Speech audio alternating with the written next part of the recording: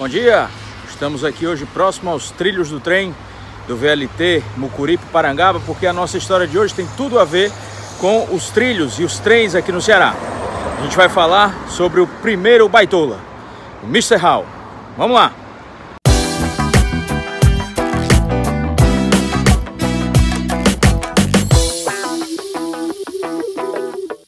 Conhece tudo, explica tudo e discute com bastante elegância os rumos da cabelagência. Fica suave, delicado e aberto a novas experiências. Porque homem é homem, menino é menino, macaco é macaco e viado é viado. Homem é homem, menino é menino, político é político e baitola é baitola. De novo no front, desglobalizado mesmo. Bom dia, estamos aqui na Praça Portugal. E a Praça Portugal eu escolhi aqui para começar esse vídeo porque ela retrata muito bem, ou tenta retratar muito bem, um pouco dessa imigração que fez com que o Brasil se tornasse o que a gente é hoje, em termos de fenótipo, em termos de população. Recentemente saiu no Jornal Diário do Nordeste uma matéria muito interessante sobre a origem dos genes que estão aqui na maioria dos cearenses. E a gente pensava que seria uma origem muito mais indígena, muito mais africana, por conta desses imigrantes africanos que vieram de uma forma sem a sua vontade, né, como escravos. Então a gente pensava que ia ser mais essa origem indígena, essa origem negra, mas não. Na matéria, segundo a matéria, a nossa origem genética, na sua maior parte, é composta por genes dos países nórdicos, dos vikings, né? E daquele povo mais do norte da Europa. Isso é interessante porque Portugal, grande parte dos portugueses, eles descendem não dos romanos, mas dos visigodos, que eram um povo que habitava aquela região da França, da Alemanha, ali mais para o norte da Europa, né? Então a gente vai falar hoje sobre um pouco mais dessa imigração que veio para o Ceará e que ajudou a formar aqui o nosso Ceará. A imigração principalmente dos africanos, imigração que eu já falei que foi imigração sem a vontade deles, né? Eles vieram como escravos. Imigração dos europeus, principalmente os portugueses, os espanhóis. Depois, posteriormente, os ingleses e tal, os holandeses que também fizeram parte aqui do nosso estado, da composição do nosso estado, e dos índios, das tribos indígenas que havia por aqui. Mas um desses imigrantes que veio aqui para o Ceará, ficou aqui por muito tempo e acabou também escolhendo aqui o Ceará para morar até o resto da sua vida, foi o Mr. Hall. E eu já falei num vídeo passado, vou deixar o link aí na descrição, sobre a origem dessa palavra baitola. Aqui no Ceará a gente tem algumas palavras que são típicas daqui, neologismos que são feitos aqui por cearenses, sempre um povo muito engraçado e tal, como o explicuti, como o próprio baitola, e que às vezes essas palavras elas extrapolam as fronteiras do nosso estado. Então a gente vai falar, a gente já falou sobre a origem da palavra baitola, e agora a gente vai falar sobre o primeiro baitola, o Mr. Hall. Então vamos lá.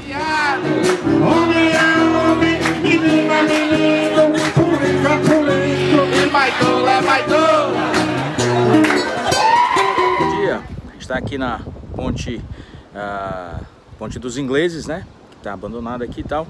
E em 1892, logo no início da Primeira República, o Brasil ele passava por muitas mudanças, muitas transformações. Então, em São Paulo, a empresa britânica de trem São Paulo Railway Company, ela estava desembarcando as primeiras levas de materiais pesados para a construção das primeiras ferrovias brasileiras. A primeira, Santos Jundiaí, né, que era para escoar o café, o principal produto agrícola brasileiro da época.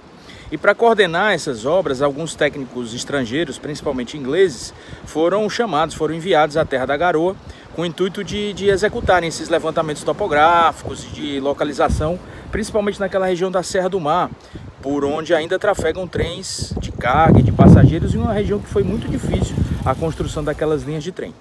Um desses primeiros desembarques dos vapores que vinham da Europa, lá no porto de Santos, num desses desembarques chegou uma figura alegre, sisuda, inglesa, muito alto e tal, e que era duro, se dizia ser duro com seus comandados. Era o Sir Francis Reginald Hull. Era um inglês alto, forte, loiro, de olhos azuis e de modos pra lá de refinados. Mr. Howe logo caiu nas graças de seus superiores por conta do seu modo britânico de conduzir as levas de operários que se amontoavam na Serra do Mar.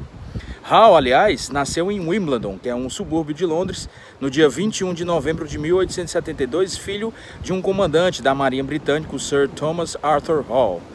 Frank viria a se tornar o primeiro baitola, e essa é a história que a gente vai contar hoje. O Mr. Howe realizou estudos na Inglaterra e se formou em engenharia e veio para o Brasil pela primeira vez em 1892. Mr. Howe ficou em São Paulo por mais ou menos 3 anos e depois ele foi promovido ao cargo de chefe da 3ª seção e executou algumas obras muito impressionantes que até hoje existem. Foram 3 túneis, 3 viadutos, muitas estruturas metálicas importantes e tal. Então, Mr. Reginald Hall, após o término dessas obras em São Paulo, ele voltou para a Inglaterra. Na Inglaterra, na Grã-Bretanha, no ano de 1900, ele começou a supervisionar os trabalhos da construção de vários reservatórios de água e de tubulações e tal, de cano de água lá na Inglaterra. Em 1905, ele foi eleito membro assistente da Associação de Engenheiros Hidráulicos e no ano seguinte, 1906, ele foi proclamado membro da Associação dos Engenheiros Civis lá da Grã-Bretanha. Para o Ceará, ele veio primeiro em 1913. Ele foi nomeado por cargo de superintendente-geral da Brazil North Eastern Railway Company, que era arrendatária da rede ferroviária cearense, a RVC, que era a antiga estrada de ferro de Sobral-Baturité. E aqui também ele ficou como supervisor da Ceará Tramway Light and Power Company, aquela companhia que tinha até o gás e tal, que eu já falei naquela história lá. Em 1913 ele desembarcou aqui, no porto de Fortaleza, e veio trabalhar nessa estrada de ferro, a estrada de ferro de Baturité, o Francis Reginald Hall, né, o nosso grande primeiro baitola. Era uma época próspera para o meio ferroviário brasileiro e particularmente aqui para o Ceará. Em 1870, em 5 de março de 1870, essa rede ferroviária cearense, a Estrada de Ferro de Baturité, ela foi fundada e tinha como sócios, por exemplo, o senador Tomás Pompeu, Gonçalo Batista Vieira, que era o barão de Aquiraz, o engenheiro civil José Pompeu de Albuquerque, o Joaquim da Cunha Freire, que era o barão de Ibiapaba, e tinha um inglês, que era o Henrique Blockhurst. Então a Estrada de Ferro de Baturité ela nasceu nesse berço esplêndido e tinha como objetivo maior o escoamento do algodão, que vinha lá da região do Sertão Central, de Quixadá e tal, e também do café, que vinha da região serrana, ali do Baturité e tal. Então, depois desse contrato de arrendamento com o governo provincial do estado, esse projeto ele se tornou uma realidade e passou a se expandir, né? A rede ferroviária cearense, ela chegou até o Crato em algumas épocas e tal. Então, Henrique Blockhurst decidiu por mandar por vir da Inglaterra para ampliar essas linhas férreas, essas linhas ferroviárias, o nosso querido Mr. Howe, que por aqui chegou com a pompa e tal, foi recebido com honras de chefe de estado no porto e tal, em 1913, como a gente já falou. Então ele sempre tinha um monóculo, né, daquele pincinês, e ele era garbosamente bem vestido, sempre usava ternos e tal, mesmo aqui no calor do nosso Ceará. Então ele chegou e esses trejeitos dele, que eram muito típicos dele, já chamaram a atenção da população cearense aqui. Então ele vinha, um dos objetivos dele era para pôr ordem nos operários cearenses aqui, que não estavam conseguindo construir muito bem essas linhas de ferro e tal. Então, vocês imaginam, né? O povo cearense, junto com o Mr. Howe, já estava preparado o circo. Mr. Howe, ele era enérgico quando o assunto era o trabalho braçal. Não à toa ele foi chamado aqui para colocar ordem nos empregados cearenses. Então, esses trabalhadores, eles gostavam muito de fazer galhofas e tal, e tinham também esse costume de beber muita cachaça, tal, que era o cumbre na época, né? Então, vestido como um lord inglês, apesar do calor aqui do Ceará, o Mr. Howe não deixou se abater pela molecagem que cercava ele. Então, Então ele pôs a ordem, deu um salto enorme no progresso dessas obras da linha ferroviária, e por onde ele passava ele dava ordens aos seus comandados, mas era secretamente achincalhado por eles. E o motivo era interessante, porque o português dele era muito carregado de acento inglês. Então ele chegava e dizia que tinha que manter os trilhos, por exemplo, naquela bitola. Então ele dizia, vocês têm que manter o trilho na bitola. Aí todos os funcionários achavam aquilo muito engraçado, e como ele era muito enérgico, eles começaram a apelidar ele de o Homem da Baitola. Ele veio para o Ceará aqui em 1913 pela primeira vez, mas como tudo tem um começo e tem um fim, ele teve que sair daqui do Ceará, voltar para a Inglaterra por conta da Primeira Guerra Mundial. E é por conta, com essa Primeira Guerra Mundial, a Grande Guerra, ele foi incorporado ao Corpo de Engenheiros Reais do Exército Britânico e foi comissionado como tenente engenheiro, deslocado para a região que era a Mesopotâmia para combater turcos e alemães. Ele foi promovido a major da ativa em 1918 e nomeado governador da Mesopotâmia, que é atualmente hoje ali aquela região do Iraque e tal, e promovido ao posto de tenente-coronel em fevereiro de 1919. Ele foi nomeado também como consultor militar para assuntos ferroviários da missão militar britânica no sul da Rússia. Então vocês veem que o Mr. Howe ele viajava por ele viajou por muitos lugares do mundo, né? Ele recebeu o grau de coronel e entre outras condecorações e tal da Casa Real Britânica. No entanto, a sua paixão por terras brasileiras e principalmente aqui pelo Ceará já estava a lhe atiçar o sangue e talvez até a libido, né? No ano de 1921 ele desembarcou mais uma vez aqui no Brasil, mas dessa vez em terras da Bahia. Ele chegou como vice-cônsul na cidade de Ilhéus e logo depois foi nomeado superintendente-geral da State of Bahia South Western Railway Company Limited. Ele desenvolveu um intenso trabalho no projeto e execução e na construção da ferrovia que uniu Ilhéus à Vitória da Conquista, e isso lhe valeu um reconhecimento popular e tal, e ele chegou, o reconhecimento foi tanto que ele chegou a ser um personagem de um romance de Jorge Amado, era o personagem, a figura do coronel inglês.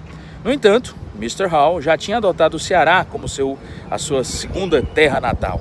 Ele voltou aqui para Fortaleza no dia 6 de maio de 1933, dessa vez definitivamente como superintendente da Ceará Tramway Light and Power Company, que era a companhia de luz aqui da época. Além disso, ele dividiu esse tempo também com as atividades de vice-cônsul do governo britânico aqui no estado do Ceará.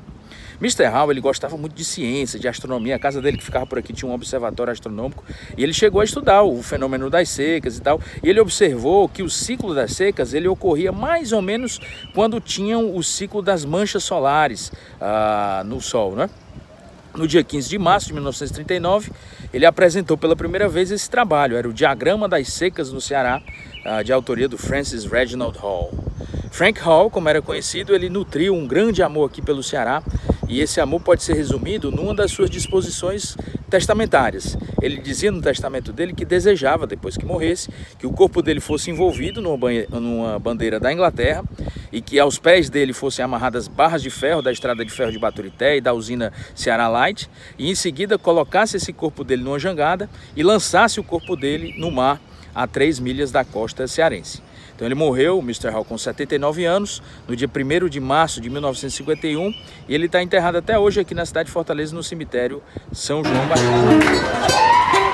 O indivíduo nasce, cresce e aprende ao mundo social e político, filosófico e artístico. E nessa região de Fortaleza, próximo ao porto, tem essa ladeira, né, que era o outeiro da Prainha, o seminário da Prainha fica ali, e aqui é o Centro Dragão do Mar de Arte e Cultura hoje. Aqui era localizada a casa do Mr. Howe. Então ele tinha uma visão muito legal, tanto do porto ali, dos navios, porque a casa dele tinha um 3º piso, que funcionava também como observatório astronômico e tal. E ficava aqui, nessa região, onde hoje é o Centro Dragão do Mar de Arte e Cultura. Aqui nessa região tem muitas casas antigas ainda, que funcionavam como armazém e tal. Aqui morava também o Dragão do Mar, tinha a casa dele, né, na rua Dragão do Mar. Então tem muitas casas ainda históricas e ainda um pouco preservadas, né? Mas aqui era a região da casa do Mr. Howe. Dizem que o Mr. Howe teve um filho aqui no Ceará, dizem, tem essa história e tal, mas eu não consegui maiores informações sobre isso não. Mas diz que tem essa história dele ter tido um filho aqui no Ceará e que esse rapaz moraria até hoje em São Paulo, né? Já estaria mais velho e tal, mas moraria no estado de São Paulo. Mas é isso, espero que vocês tenham gostado da história de hoje, do primeiro baitola do Mr. Francis Reginald Hall, que hoje dá nome a uma avenida importante aqui em Fortaleza, a Avenida Mr. Hall. E eu espero que vocês tenham gostado de conhecer um pouco mais da história desse primeiro baitola. E aqui, ó, no antigo outeiro, a gente ainda consegue ver casinhas ainda preservadas. Essa aqui é da Associação dos Ex-Deputados do Ceará, com muro baixo, que era na época, ó.